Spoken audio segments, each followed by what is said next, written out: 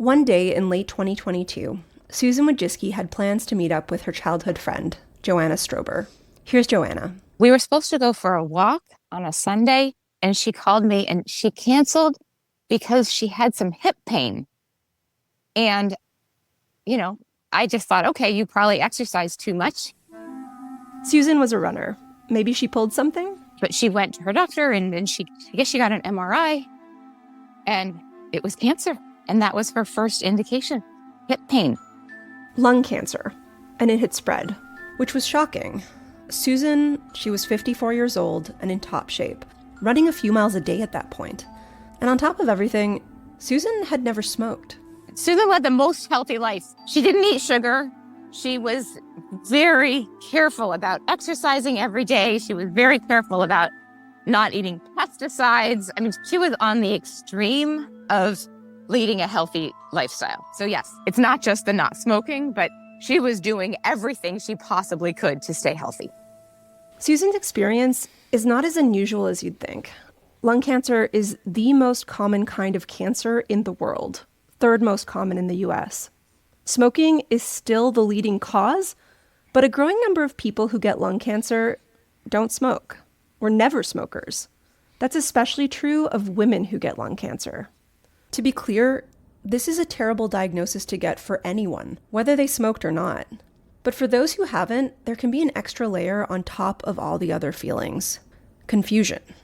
So when Susan got this diagnosis, of course she wanted treatments. But she also wanted answers. Why did this happen to her? This is Lost Women of Science. I'm Ella Fetter. And I'm Katie Hafner. And today, the story of Susan Wojcicki, who died last year of lung cancer.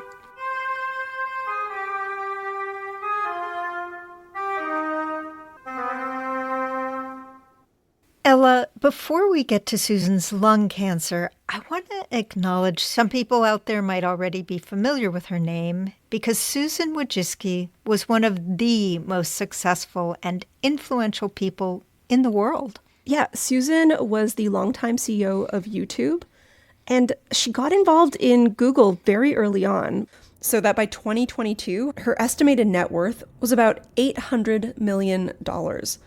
There's a story that gets quoted a lot about her early business acumen. When she was a kid, she and her friend Joanna Strober, who you heard earlier, they sold what they called spice ropes. Here's Joanna again. It's really not that big of a deal. All we did was we made these yellow and orange yarn things and we put cinnamon in them and we called them spice ropes and we sold them to the neighbors who of course had to buy them because they were neighbors. The way the story gets told, it's like, look at this Susan kid, born entrepreneur. But Joanna says, no. The point is they were just regular kids being kids. Right. It was their version of a lemonade stand, right? Exactly. We were not special. We were normal 10-year-olds in a really beautiful environment that was supportive of our endeavors. The environment was the Stanford community. We grew up surrounded by smart people who were doing really interesting research and who, quite honestly, were changing the world in lots of ways. Lots of scientists, physicists, entrepreneurs. It was a wonderful way to grow up because everything felt very possible growing up on the Stanford campus in the 70s. Susan grew up on the Stanford campus because her dad was a physics professor there, Stanley Wojcicki. Her mom, also very impressive, Esther Wojcicki. She's a journalist, educator, writer. She wrote a book called How to Raise Successful People. And I mean, Esther Wojcicki has the cred to back this up. A couple of years ago, Mattel decided to honor women in STEM by making Barbies of some of the more notable figures. All 3 of her kids made the cut. Of course they did. Esther, mother of champions. What you're hearing is a video of Susan, Janet, and Anne Wojcicki all unboxing their Barbie likenesses. Let's do physics, mathematics. Let's show them what the child is really like. Hey-ya! You just heard Janet. She's the middle sister. She's a professor of pediatrics and epidemiology at UCSF. Then there's the youngest kid, Anne. Yes, Anne Wojcicki, the co-founder of 23andMe. Listeners might recognize her name from all the times we thanked the Anne Wojcicki Foundation in the credits. And her foundation funded this episode as well. right? And then there was Susan, the eldest. I talked to Anne and Janet a few weeks ago. All three sisters were very close in age, all born in a span of just 5 years. But talking to them, it sounds like Susan had classic first child syndrome. You're going to hear Anne first. She was always the responsible one. Janet was not. And You were halfway in between. I was halfway in between. Yeah. My friends always liked hanging out with Susan, but they didn't like hanging out with Janet. And then part is that Susan was so kind. Susan was kind. She was responsible. Like, she would take us out to ice cream. She would pick me up from ice skating. She was like always on time. If Susan Wojcicki promised you ice cream, you were going to get ice cream. This is a quality that surely you'd want in a leader. But Anne says Susan wasn't born to be a mogul or anything. I'd say Susan was very much almost like the accidental CEO. I never would have looked at her when we were younger and said like, oh, my sister is going to be a CEO. You know, like, there's definitely other people I look at in high school who would focus on finance and thinking about their careers and stuff.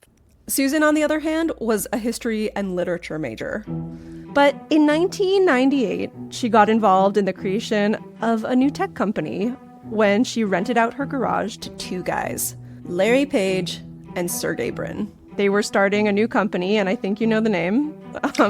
Google, if I'm not mistaken. The little engine that could we're talking about this morning has nothing to do with the children's story about a brave little locomotive. That's because this engine is a search engine, Google by name, an internet website partnered with our own CBSNews.com. Susan soon became the company's first marketing manager, and a few years after that, she led them in buying another tech company, a company called YouTube. And in 2014, she was appointed YouTube CEO. Well, her name is Susan Wojcicki, and she's one of the most powerful women in tech. She's also mother of 4 and more than 8 months pregnant with her 5th child. So how does she do it all? So in 2022, Susan has been CEO of YouTube for 8 years. Somehow she still had time to raise 5 children and run a few miles a day, which is completely alien to me.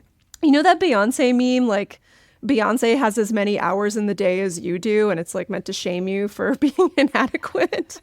That is how I feel hearing about Susan Wojcicki. Point is, she's doing really well when she gets this news, and it's a complete shock. Here's Anne again. I think when you suddenly, like, Susan was kind of on top of the world. Like, she loved her job. YouTube is taking off, and she had her 5 kids, and they're all amazing. And then suddenly it was like, your life is going to be over soon. Right away, the first priority was treatment.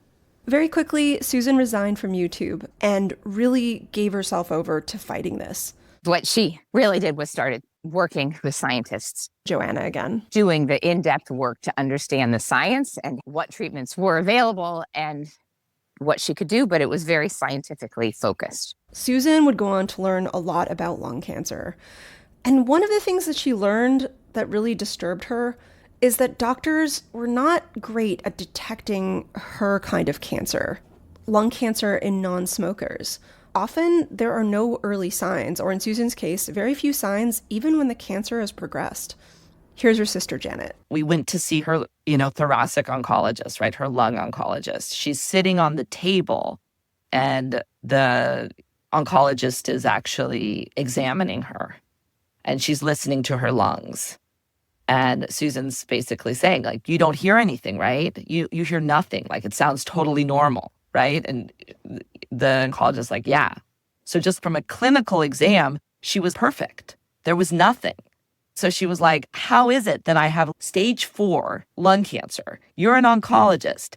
You're listening to me. You're looking at me, and like nothing's awry. So it was that kind of disconnect that was also kind of a call to action. How could Susan's lung cancer have gone undetected so long that it had spread? And why is it that when lung cancer is detected, survival rates aren't higher? Well, part of the reason might be that we need more funding. Despite some very effective anti-smoking campaigns, lung cancer is still the leading cause of cancer deaths in the US. but it only gets about half the federal research funds that breast cancer does. Or it did. The NIH has been slashing research funding, including cancer research. We'll see how this all shakes out in the coming months and years. In any case, lung cancer might not be the only cancer that's in trouble going forward.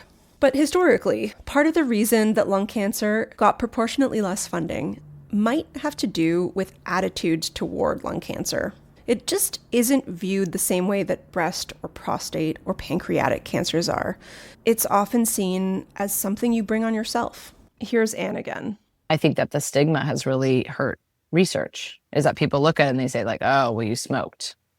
And I think that's one of the things that Susan really wanted to change. It took a long time to get this broad consensus that smoking causes lung cancer. If we go back to the 40s and 50s, that's when you first see a bunch of studies coming out that demonstrate this link. And even so, if you asked a doctor in 1960 if the link had been proven, a fifth said they didn't think so. About half of them still smoked. But eventually, the other side prevailed. We now have a consensus that smoking does cause lung cancer, but the downside is stigma. You know, and the stigma is really, really deeply embedded in our society. The minute you hear that somebody has been diagnosed with lung cancer, the very first thing you ask is, do they smoke? Have they smoked? Have you smoked? Has she smoked? And so you immediately assign that stigma to the lung cancer, even when it quickly gets established that there was no smoking. And that could also have an indirect effect on this lack of funding. Yeah, that's the suspicion. And of course, the stigma and the victim blaming is terrible for people who did smoke, too. So that really bothered Susan, and she gave a lot of money for research. But she was also, at the same time, just investigating her own cancer. You know, how did she get it? I think one of the first things we did was we got the houses tested for radon exposure. Katie, do you know about radon? Are you familiar with radon? I mean, I'm familiar, but I have no idea what that has to do with it. Tell me. I only recently learned about this. So radon is a radioactive gas. It sounds like one of these scary things you read on the internet, but this is real. It's a radioactive gas that naturally occurs in the ground, but it leaks into basements where it can accumulate to dangerous levels. It has no smell, no color, so you really would not know if it's in your home unless you test for it. But it's the leading cause of lung cancer in non-smokers. You mean before secondhand smoke? Apparently. In the U.S., radon is the #1 cause of lung cancer among non-smokers, according to the EPA. Other causes, of course, do include air pollution, asbestos exposure, and secondhand smoke. Wow. So I've always thought secondhand smoke was it, but it sounds like Me like it's radon. Yeah. Maybe it used to be when people were smoking more. Yeah. But yeah, radon is unfortunately in the lead. Susan's basement, clear of radon. And what about genetics? Last week, we talked about a researcher named Maud Sly who worked to show that heredity explained all cancer. Wrongly, but yes. Turns out, yes, not yeah. to be true, but that's okay. You go, Maud. Are there genes linked to lung cancer? I guess that's my question. There are. But lung cancer is still, for the most part, a disease caused by either your environment or your lifestyle. Some genes have been linked to increased cancer risk. For example, a certain mutation in the EGFR gene. More genes might be found. It's also possible that it's not just about finding a single gene, but about how mutations in a bunch of genes interact. But yeah, for the most part, lung cancer tends to be about environment and lifestyle more than genetics. Here's a part where there's sometimes confusion. Cancer usually happens when there's a genetic mutation in a cell, actually a series of mutations. And these cause that cell to start acting weird and replicating out of control. So in a sense, genetics is always involved in cancer. But in this case, we're not talking about inherited genetics. We're talking about mutations that you get in some of your cells later in life. They can pop up when you're 10 or 30 or 80 or hopefully never. But then some people do have pre-existing germline mutations, so mutations that you have had since you were a little zygote that exist in every cell of your body. And these don't usually directly cause cancer on their own. I think an analogy might be helpful here. So imagine a mutation as a switch. You usually need a few switches to turn on before a cell becomes cancerous. But some people are born with one of their switches already in the on position, and that makes them more vulnerable. Does that make sense? It makes sense. It makes me think about the BRCA gene. Exactly. So you might be born with this mutation that puts you at high risk of getting breast cancer, but you might still not get it. But it still seems like a good idea to find out if you're at risk so that you can take some precautions and plan ahead. Right. Although with lung cancer, genetic screening is tricky. Like I mentioned, heredity is not the driving factor usually for this kind of cancer. But say you do find you have a heritable mutation that puts you at risk. You're limited in what you can do. It's not like BRCA where you might consider a double mastectomy. You're going to keep your lungs. You might take extra care to avoid environmental exposures, something we really should all do. You might even get regular low-dose CT scans. That's actually something that's recommended for people who have smoked after a certain age to detect any lung cancer early. But those come with risks too. You're getting a little bit of radiation each time. I'm not saying it's not worth it. It might be if you are at very high risk, but it's a consideration. Anyway, that's for people who do not have lung cancer already, but are concerned about a genetic predisposition. For someone who does have lung cancer, yeah, you probably want to know what's going on in your tumor genetically. So what about Susan's case? Did she find a genetic cause for her lung cancer? That could be really useful for her family to know. No, Susan did not actually test positive for any hereditary mutation linked to cancer. But there are still genes that may not have been identified. Even before her diagnosis, she and her husband were donating money for cancer research through their foundation. After her diagnosis, they ramped this up, donating to research about immunotherapies, early detection, but also funding a new project at her sister's company, 23andMe. It's called the Lung Cancer Genetics Study. So they are trying to build a massive database of genetic information from people with lung cancer.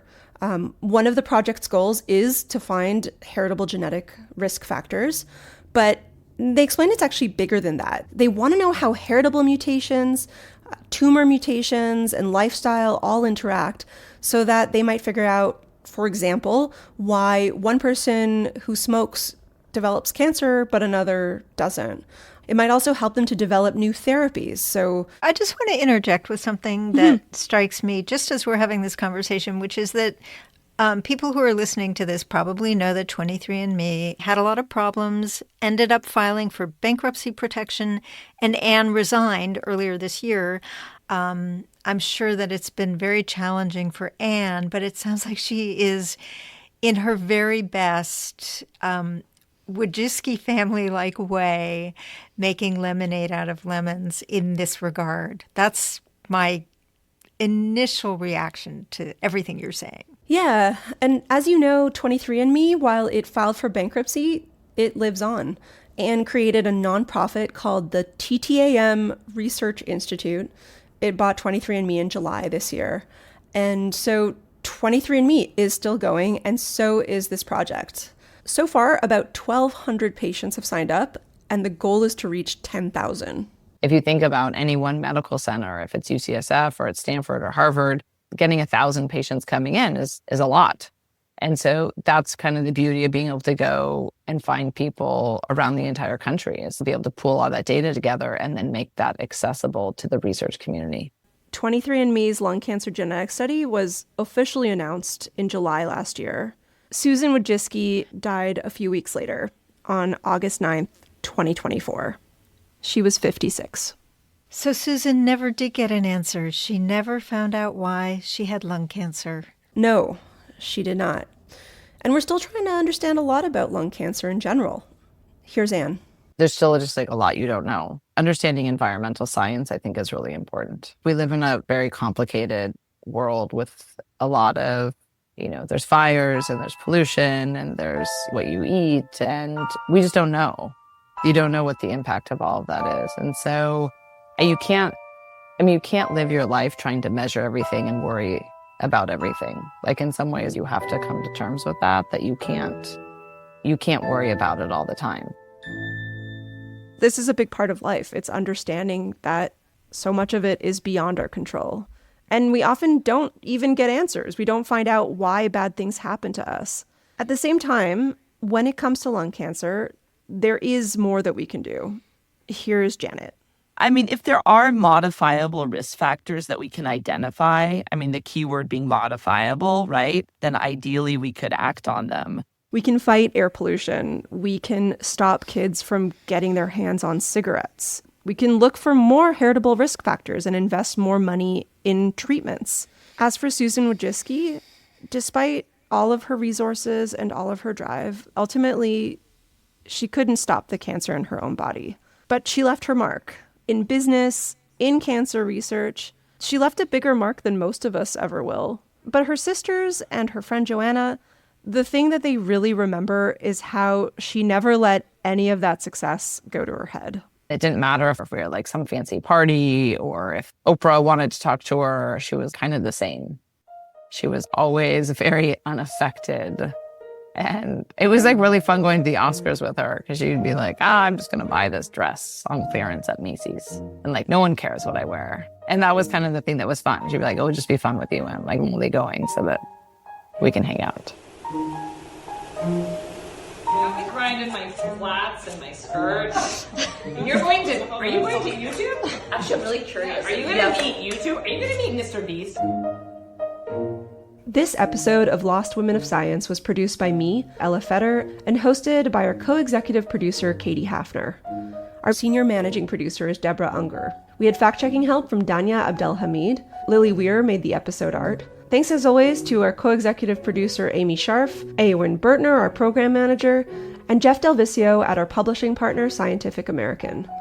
This episode was made with funding from the Anne Wojcicki Foundation. You can find a transcript and a link to the lung cancer genetic study at lostwomenofscience.org.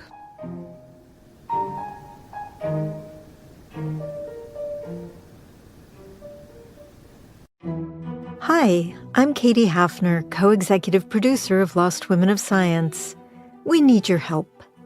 Tracking down all the information that makes our stories so rich and engaging and original is no easy thing. Imagine being confronted with boxes full of hundreds of letters in handwriting that's hard to read, or trying to piece together someone's life with just her name to go on. Your donations make this work possible. Help us bring you more stories of remarkable women. There's a prominent donate button on our website. All you have to do is click. Please visit lostwomenofscience.org. That's lostwomenofscience.org.